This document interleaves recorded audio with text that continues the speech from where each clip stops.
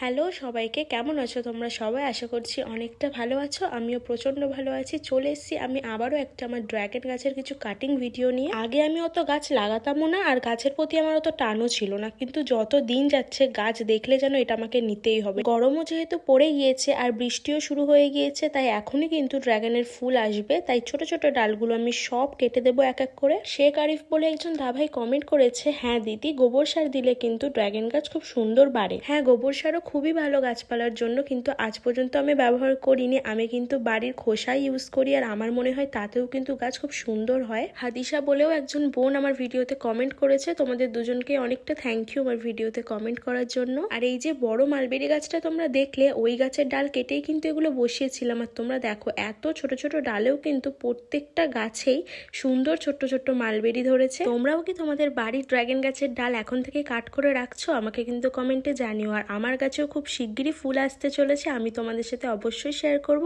আপাতত ভিডিওটা এইটুকুই, আবার দেখা হবে অন্য কোনো ভিডিওতে। বাই।